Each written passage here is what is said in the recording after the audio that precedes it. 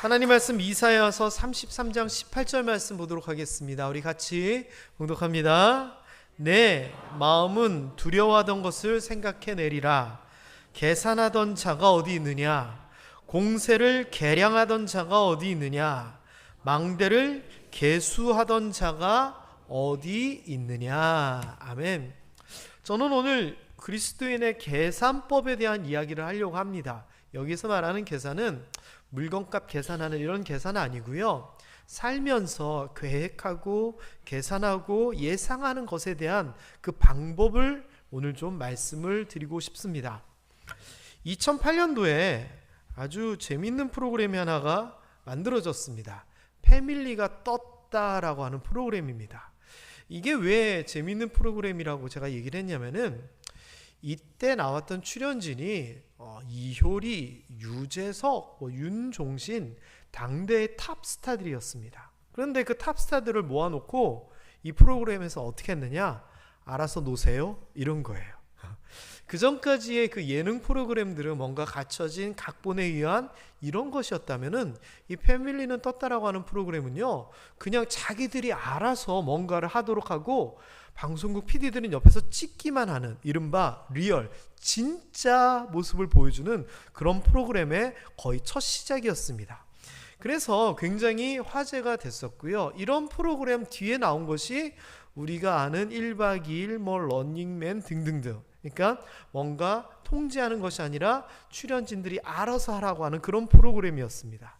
자, 그런데 이 패밀리가 떴다가 이제 되면서 아주 재밌는 내용도 하나가 퍼지기 시작했습니다. 그게 뭐냐? 닭도리탕, 좀 순화된 용어로 하면 닭볶음탕을 그 출연진들이 만들어 먹는 겁니다. 그러니까 뭐 준비해 준 게 아니라 자기네들이 장보고 자기네들이 직접 요리하고 그런 거였거든요. 시골집에서. 근데 지금은 우리가 그런 프로그램이 익숙했지만 어머 그 이효리가 요리를 해? 어머 그 김종신이 요리를 해? 뭐 그런 분위기였습니다. 근데 그 사람들이 하여튼 어쨌거나 치고받고 하면서 그렇게 만들어 나가는데 닭볶음탕을 만들어 가지고 이제 간을 보는데 뭔가 맛이 좀 부족한 거예요. 그게 이제 이 장면입니다. 남자들이 만든다 그랬거든요. 그랬더니 이제 여자들이 이렇게 맛을 보더니 뭔가 좀 부족한데 이러는 거예요. 그래서 그 닭볶음탕을 주도했던 윤종신 씨, 가수인데 요즘 애들은 가수인 거 잘 모르고 그냥 개그맨으로 알더라고요. 어린애들은. 이 윤종신 씨가 아닌데 제대로 했는데 왜 이렇게 맛이 안 나면서 고민에 빠졌습니다. 자, 그때 여기 보니까 유재석, 이 유재석이 와가지고 뭔가를 싹 조용히 전달을 해주는데 뭐였느냐? 바로 라면 스프였습니다. 그래서 조용히 이것을 넣으라 그러고 남자들 뭐 김수로 이런 사람들이 여자들 몰래 그 닭볶음탕에다가 라면 스프를 넣고 이렇게 휘졌습니다. 그리고서 맛을 보는데 어떻게 됐을까요? 마술이다. 아니 분명히 2% 부족하고 뭔가 아니었는데 라면 스프 많이도 아니고 하나를 넣었더니 맛이 너무 맛있어진 겁니다. 그래가지고 그것을 차려가지고 이제 상에다가 올렸더니 이제 반응들이 이런 반응이에요. 이효리 씨가 맛있다. 왜 이렇게 갑자기 이렇게 됐지? 뭐 이러면서 이야기가 진행이 됐어요. 여러분, 라면 스프 하나에 맛이 달라졌다. 사실 이제 이 이후로 그전에도 그랬겠지만 예를 들어서 부대찌개 같은 거 끓일 때 라면 스프 집어넣고 제육볶음 만들 때 라면 스프 집어넣고 김치찌개 만들 때 라면 스프 집어넣고 하여튼 라면 스프만 집어넣으면 다 맛있다라고 퍼져 있습니다. 지금은 이제 상식이 되었죠. 자, 그런데 라면 스프를 하나 넣었더니 음식의 맛이 달라진 이유가 뭐였을까요? 거기에 뭐가 들어있을까요? MSG? 이른바 미원이 들어서 맛있다? 아닙니다.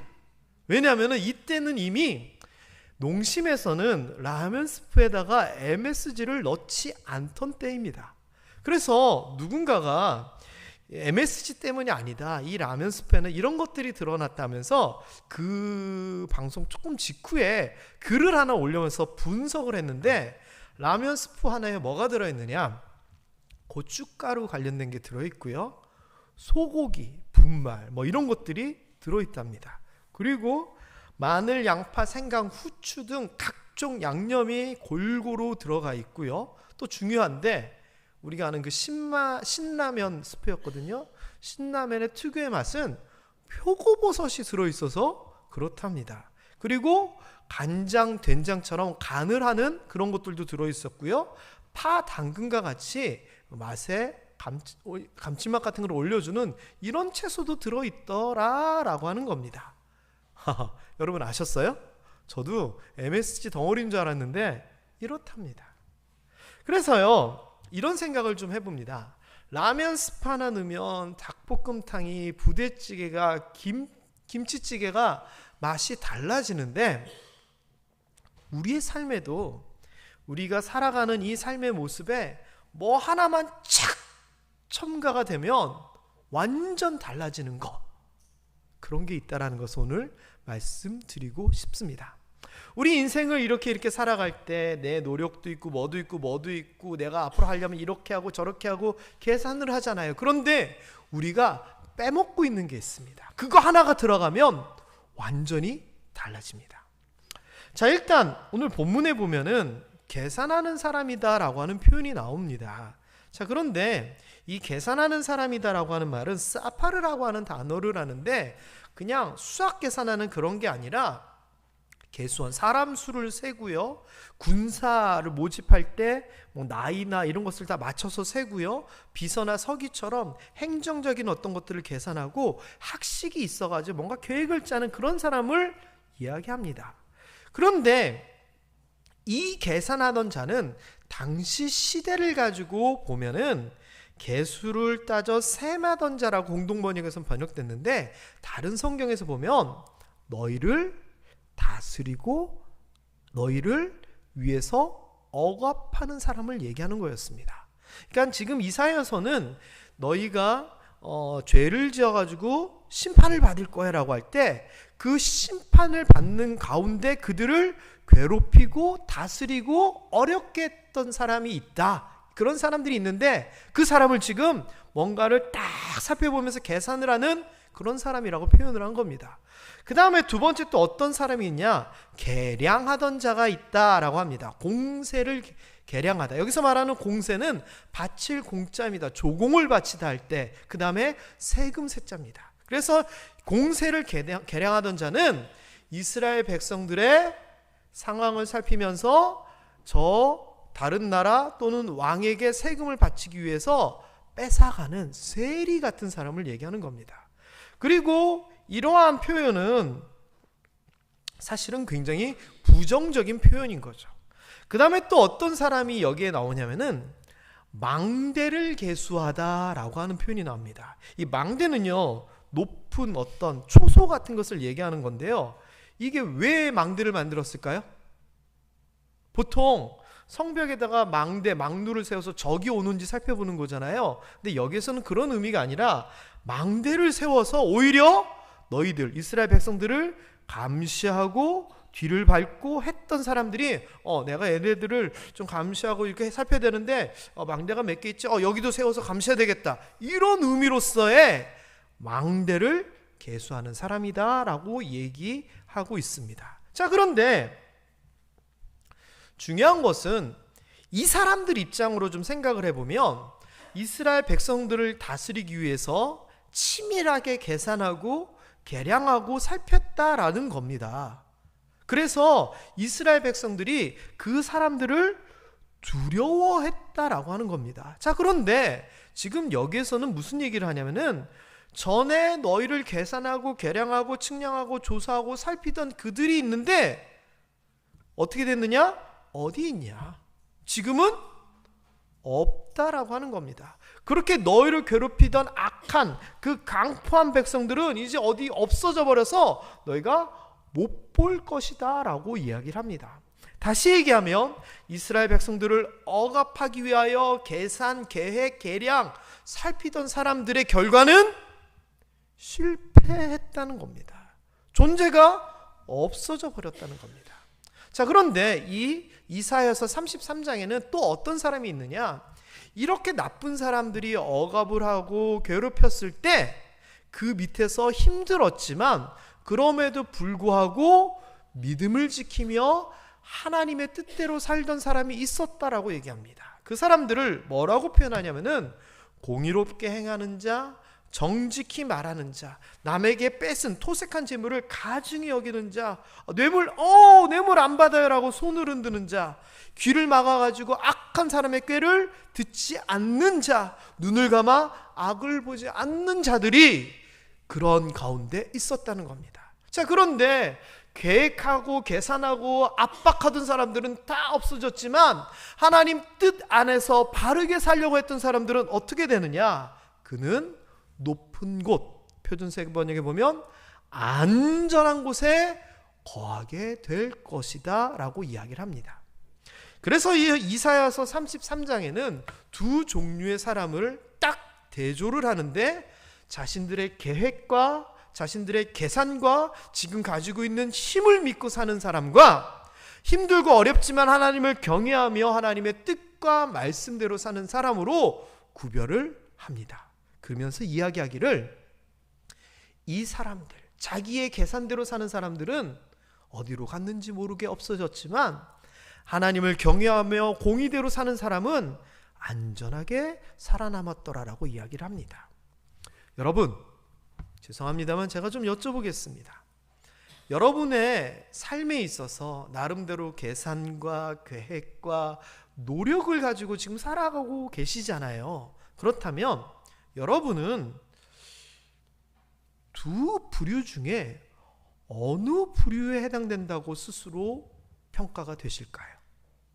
저는 밑에 거, 하나님의 말씀과 그 뜻대로 사는 여러분이 되었으면 좋겠습니다. 이게 굉장히 중요합니다. 성경에서 굉장히 많은 이야기들이 나오는데 제가 몇 가지 사례들만 좀 뽑아볼게요. 성경에서 일단 자신들의 계획과 계산을 가지고 있었던 사람으로서 대표적으로 바벨탑을 만들었던 사람들이 있습니다. 이 사람들은요, 시날 평지에서 모여서 살게 됐는데 탑을 높이 쌓고 마을을 멋있게 만들어가지고 멀리서도 어딘지 알게 해서 흩어지지 않으려고 그 바벨탑을 중심으로 그렇게 살기를 소망했습니다. 그러니까 그들의 목적은 뭐예요? 흩어지지 말자였습니다. 그래서 그들이 어떻게 했느냐? 계획을 세우고 계산을 합니다. 우리가 진흙을 가지고 벽돌을 만들어서 쌓아 올리자. 높이 쌓아 올리면 멀리서도 이곳을 보고 알 것 아니야 하면서 아주 치밀하게 계획을 짜고 계산을 하고 실제로 그렇게 탑을 쌓아 올라가기 시작했습니다. 자, 우리가 아는 결론이 있으니까 예상은 하지만 일단 결론을 딱 잘라놓고 지금까지 여기까지의 이들의 이야기들을 생각해 보세요. 목적이 있습니다. 그리고 목적을 이루기 위해서 계획을 짜고 그 계획을 위하여 열심히 탑을 쌓아 올립니다. 이러면 성공해야 돼요? 실패해야 돼요? 어려워요? 여러분이 여러분 삶에 있어서 계획을 짜고 열심히 노력하면 성공해야죠. 그게 바라던 바잖아요. 그런데 이 사람들이 계획에 맞는 듯하고 그렇게 될 듯하지만 다 틀어져 버립니다. 이유가 뭐냐? 하나님이 보시니까 자기들의 이름을 높이고 흩어지지 않겠다? 인간 중심의 무언가를 하는 걸 보고 오히려 흩어지지 않기 위하여 탑을 만들다가 하나님께서 그들의 언어를 각기 다르게 하면서 오히려 흩어지게 됩니다. 사람의 계획은 잘 될 것 같고 당연히 성공할 것 같지만 때로는 정반대의 경우로 가는 그런 경우도 있습니다. 한 가족이 좀 집안에 좀 분위기가 안 좋아서 아버지가 자, 우리 좀 분위기 좋게 하기 위해서 같이 밥 먹으러 가자 라고 그렇게 소집을 했습니다. 그래서 저녁 때 엄마, 아빠, 아들, 딸 마치 저희 집 얘기처럼 얘기를 하는데 저희 집 얘기 아닙니다. 그냥 예를 든 겁니다. 모여가지고 밥을 먹으려고 합니다. 그때 뭐 먹을까 이제 계획을 짜는데 남편이 얘기합니다. 고기 먹으러 가자고. 그랬더니 아내가 하는 얘기가 아유, 당신은 맨날 살쪄가지고 고기만 먹냐고. 고기 먹지 말자고. 회 먹으러 가자고. 그랬더니 아들이 얘기하는 거예요. 아버지, 어머니, 저녁에 너무 무겁습니다. 우리 가볍게 국수는 어떻습니까? 그랬더니 딸이 얘기하기를, 아니 국수 그런 것도 좋지만 나는 진짜 간단하게 비빔밥 같은 이런 거 같은 거 먹고 싶어 얘기를 합니다. 그러다가 결론이 어떻게 됐느냐, 됐다 말자 하고 싸웠답니다. 저희 집 얘기 절대 아닙니다. 진짜 아닙니다. 자, 목적은 같이 화목하기 위해서 뭔가를 시도했지만 인간의 부족함은 반대의 결과로서 오히려 깨어진다라고 하는 그런 예였습니다. 여러분, 우리는 그런 적 없나요?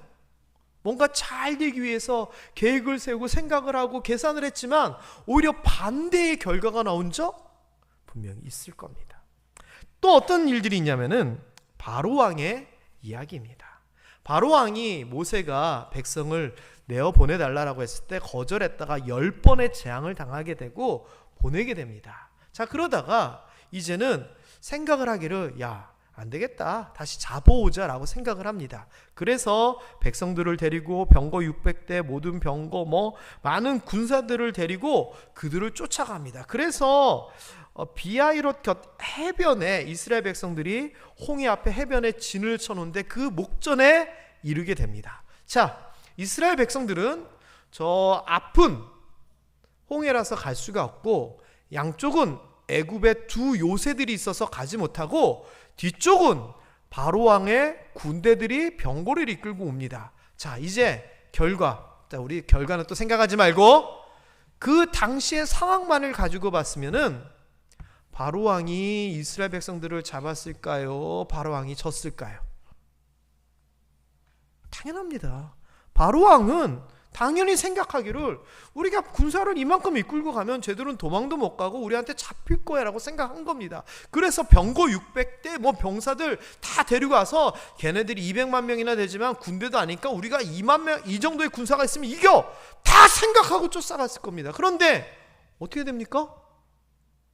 갑자기 생각하지도 못한 일이 생깁니다. 홍해가 가로막고 있었는데 홍해가 열려버립니다. 말도 안 되는 일이죠. 계획했겠습니까? 계산해 봤겠습니까? 홍해는 홍해지. 그래가지고 이스라엘 백성들이 쫙 가는 걸 보고 이제는 그렇다면 우리도 쫓아가야겠다라고 하면서 쫓아갑니다. 결론은 어떻게 되죠?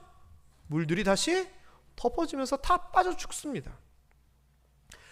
현실은 내가 군사가 강하고 숫자가 많고 병거가 있고 저들은 약하다라고 해서 내가 쫓아가면 잡을 수 있고 이길 수 있겠다가 그들의 계산이었겠지만 계산대로 되는 것은 아니다. 바로의 이야기를 통해 우리는 볼 수 있습니다. 또 어떤 얘기가 있냐면요, 발락이라고 하는 이름 비슷한 두 사람의 이야기가 있습니다. 이스라엘 백성들이 40년 광야 생활을 끝나고 가나안 쪽으로 들어갈 때 발락이라고 하는 왕이 그 이야기를 듣더니 두려운 겁니다. 그러면서 이리저리 봤더니 글쎄 그 이스라엘 민족은 여호와라고 하는 신을 섬기는데 그 여호와가 도와줘서 홍해도 가르고 이런저런 기적도 일어난다는 겁니다. 그래서 이 발락 왕이 생각해내기를, 나도 그러면 그 여호와 신의 도움을 좀 구해야 되겠다라고 생각을 합니다. 그래서 발람이라고 하는 선지자에게, 이 선지자가 여호와를 섬긴다고 하니까, 이런 표현이 죄송하지만 용하다고 하니까 그 발람에게 가가지고 이스라엘 백성들을 저주해달라고 부탁합니다.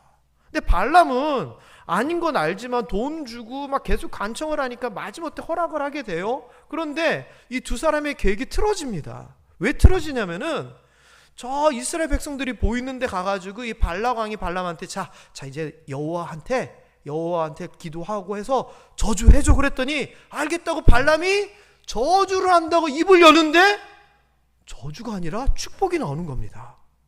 그래서 발락 왕이 야야야야 아니다 여기 말고 다른 데 가서 해보자 해가지고 또 했더니 저주를 하려고 입을 열었더니 또 이스라엘 백성들을 향한 축복이 나옵니다. 그렇게 3번을 했는데도 저주가 아닌 축복이 나오게 되고 결국 이 발락 왕은 이스라엘 백성에게 전쟁에서 지게 되고 발람 선지자는 나중에 벌을 받아 죽게 됩니다. 그들은요 생각했을 겁니다.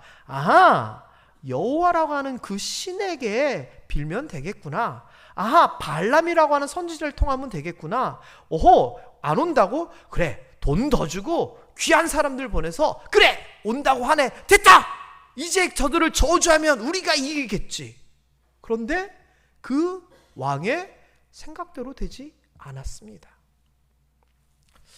누가복음에도요, 이런 비슷한 비유가 나옵니다. 한 부자의 비유가 나오는데 농사를 지었는데 너무 농사가 잘 된 겁니다. 그래서 생각을 하기를, 야, 내가 쌓아둘 곳이 없을 정도네. 곡간을 크게 내가 만들어가지고 거기다 쌓아두면 내가 몇 년 동안은 편히 먹고 살겠네? 라고 그런 생각을 하게 됩니다. 계산이 맞아요? 틀려요? 맞잖아요. 아니, 쌓아둘 곳이 없으니까 작은 창고 헐고 큰 창고에다가 다 넣어놓고 편히 쉬는 거, 편히 사는 거 맞잖아요. 그런데 하나님께서 이 부자에게 뭐라고 하신다고 하죠? 오늘 밤에 내 영혼을 도로 찾으리니 라고 얘기를 합니다.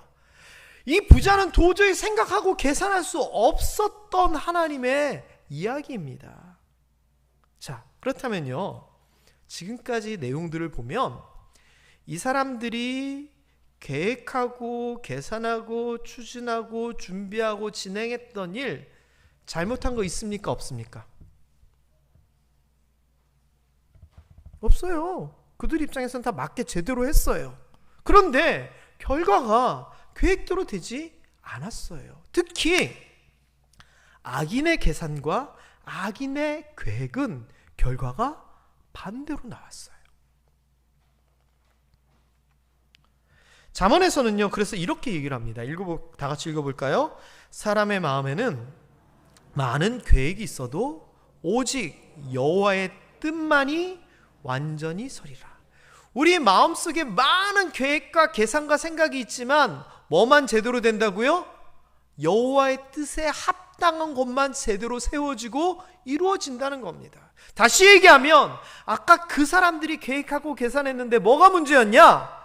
하나님의 뜻에서 벗어나 있었기에 아무리 계산하고 계획하고 현실이 맞다 하더라도 그것은 이루어질 수 없었던 겁니다. 반대의 이야기 좀 해볼까요? 이번 반대는요, 그럴듯한 이야기가 아니라 무모해 보이는 계산과 계획입니다. 무모해 보인다. 안 될 것 같은 계획과 계산이란 허무 맹랑한 이런 일이라는 겁니다. 자, 대표적인 게 아브라함의 이야기죠. 하나님께서 아브라함에게 약속하십니다. 75세 때, 야, 내가 시키는 대로 가. 그럼 내가 자식도 낳게 하고 후손들도 많아지게 할게. 그래서 아브라함이 그거 믿고 따라갑니다. 그러다가 99세에 하나님께서, 야, 내년에 100세 되면은 아들을 낳을 거야 얘기를 합니다. 자, 그때 아브라함이 생각을 하는 겁니다. 아브라함의 생각, 계산, 아브라함의 상식, 그리고 실제 신체의 어떤 기능, 아무리 생각해도 내년에 100세, 자기 아내 사라가 90세면 아이를 낳을 수가 없습니다. 하나님은 100세의 아들이 태어난다라고 하는 그의 계획을 말씀해 주셨는데 아브라함의 입장에서는 그게 납득할 수가 없는 겁니다. 불가능한 현실입니다. 자, 그런데 어떻게 됐느냐? 이 무모해 보이는 계획과 계산이 1년 후에 하나님이 말씀하신 대로 하나님이 말씀하신 때에 이루어집니다.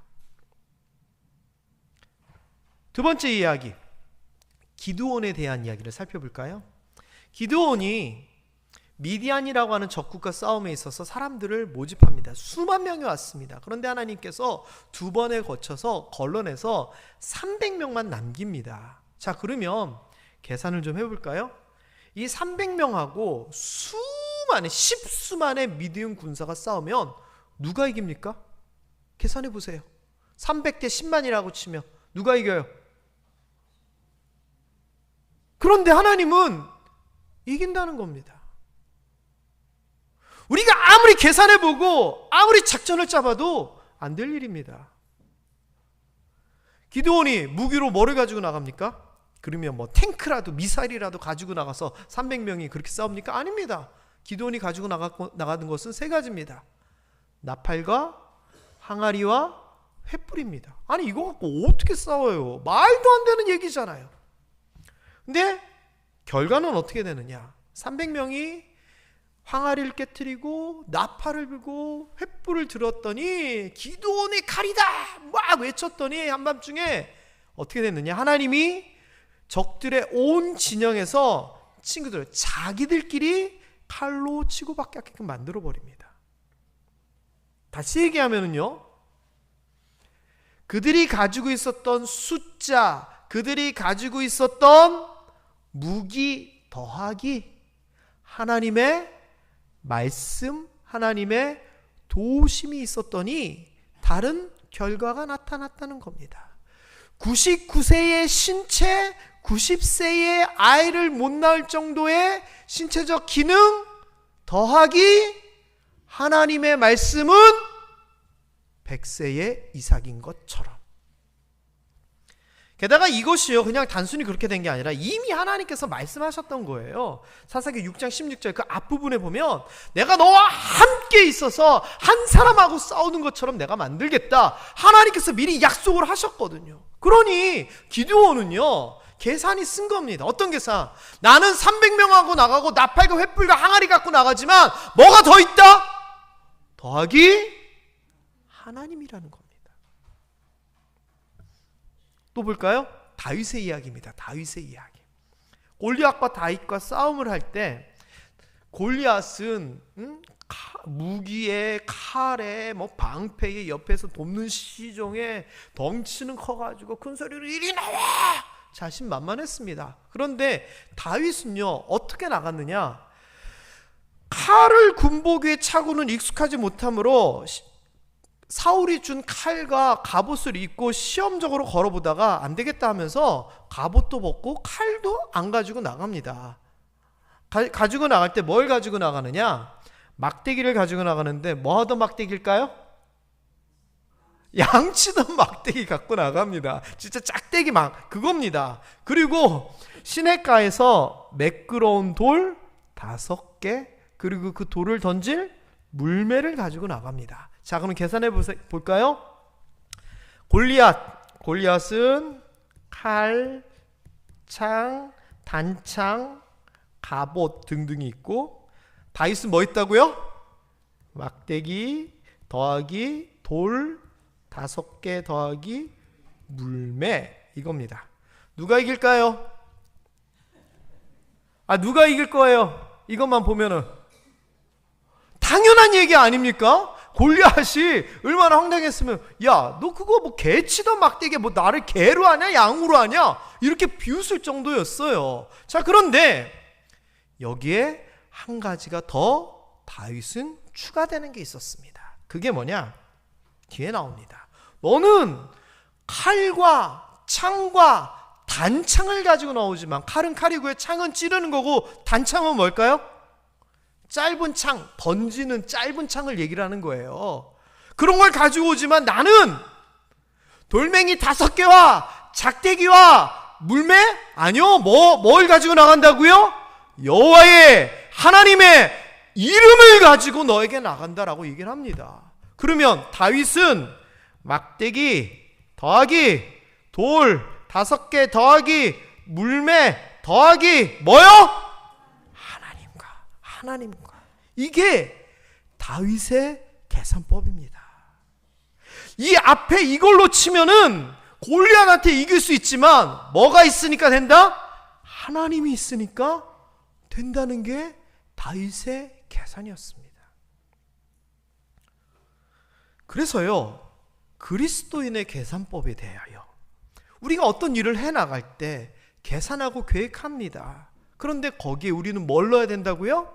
더하기 하나님을 넣어야 됩니다. 더하기 하나님. 내 힘, 내 노력, 내 계산, 내 계획을 가지고 열심히 하지만 거기에다가 뭘 넣어야 되느냐? 더하기 하나님을 넣어야 됩니다. 더하기 하나님. 우리 자녀들이 성공하고 잘 살기 위해서 뭐가 필요하냐? 학력이 필요하고 재산이 필요하고 좋은 돕는 사람이 필요하고, 맞아요. 그런데 뭐가 더 있어야 돼요? 더하기 하나님이 있어야지만 자녀들이 잘 되는 겁니다. 우리가 건강하기 위해서 좋은 의사와 좋은 방법과 좋은 약들이 필요하죠. 그런데 거기다가 우리는 뭐가 필요하다고요? 더하기 하나님이 있어야 됩니다. 우리 일터 열심히 일하고 투자도 많이 하고 열심히 뭔가 장사도 하고 거래도 하겠지만 뭐가 더 필요하다고요? 더하기 하나님이 있어야 된다는 겁니다. 이를 위해서요, 우리가 하나님의 능력이 내 삶에 더해지도록 기도해야 되고요, 그런 믿음으로 나가야 됩니다. 그런 우리 모두 되기를 주님의 이름으로 축원합니다. 또 한 가지만 조금 더 말씀드리면, 이렇게 그리스도인들이 하나님을 염두에 두고 뭔가를 할 때 실수하지 말아야 될 게 있어요. 그게 뭐냐? 내 뜻에 하나님을 끼워 맞추는 것이 아니라 하나님 뜻에 내 삶을 맞춰 나가는 게 중요해요. 예를 들면 이런 겁니다. 그냥 아무것도 노력도 안 하는 사람이 작정 헌금을 한 겁니다. 100억 하겠습니다. 그러면 그 사람은 불가능하고 일거리도 없고 재산도 없고 노력도 안 하는데 어떻게 100억을 하느냐? 로또 사면 하나님께서 100억 주실 겁니다. 자, 이건 하나님을 믿는 거예요? 아니면 말도 안 되는 거예요? 왜? 자기는 아무것도 안 하면서 자기의 뜻대로 자기 생각에 그냥 하나님을 끼워 맞춰가지고 이용해 먹는 거잖아요. 그게 아니라 아까 얘기했듯이 많은 생각과 방법이 있지만 우리 가운데 어느 것이 하나님의 뜻이냐를 생각하며 나아갈 때에 하나님의 말씀에 근거하여 하나님께서 도와주시는 겁니다. 그러면 우리가 어떻게 됩니까? 하나님의 뜻이 무엇인지, 하나님의 말씀이 무엇인지, 하나님께서 우리 삶 가운데 바라는 것이 무엇인지 알고 계획을 세워야지 하나님께서 함께 하신다는 겁니다. 그래서 여러분, 오늘 본문에 두 종류의 사람이 있었습니다. 하나님을 의식하고 하나님을 공경하며 사는 사람과 자기들 계산으로 사는 사람, 두 종류가 있었습니다. 여러분은 하나님을 의식하고 경외하고 의지하는 그런 여러분 되었으면 좋겠고요, 그렇게 여러분의 삶을 계획하고 계산하며 살았으면 좋겠습니다. 정리해 볼까요? 사람이 무언가를 위해 계산하고 계획하지만 사람의 계산과 계획에는 분명히 한계가 있습니다. 때로는 숫자도 맞고 상황도 맞고 사람들도 다 그렇다라고 얘기하지만 계획과 계산이 그대로 이루어지지 않는 경우도 허다합니다. 당연합니다. 그게 우리의 한계입니다. 그렇기 때문에 우리는요, 하나님을 믿고 의지하는 것이 필요합니다. 그 말씀을 기억하고 말씀을 가지고 살아가는 게 필요합니다. 또한 그렇게 살아갈 때에 숫자가 틀리고 상황도 어려워지고 사람들은 다 아니다라고 얘기할 수 있습니다. 그러나 하나님이 말씀을 통하여 하나님의 뜻을 우리에게 보여주시고 네가 가는 방향이 맞다라고 지지해 주시면 저는 우리의 계산을 넘어서는 하나님의 도우심이 우리에게 반드시 있을 것이다 라고 생각이 듭니다. 그리스도인의 계산법은 이렇습니다. 밋밋한 음식에 라면 스프 하나 들어가면 완전히 새롭게 맛있게 변하는 것처럼 우리의 삶, 우리의 계산, 우리의 계획은 연약하고 때로는 부족하고 세상 사람들보다 모자랄지 모릅니다. 그러나 거기에 더하기 하나님이 되면 달라진다는 겁니다. 여러분, 이 더하기 하나님, 이것이 우리 그리스도인의 계산법입니다. 이런 하나님을 믿고 의지하면서 삶을 살아가고 삶을 계획하고 비전을 만들며 이런 것들을 성취하는 귀한 우리 모함의 성도님들 되기를 주님의 이름으로 축원합니다. 기도하겠습니다. 하나님,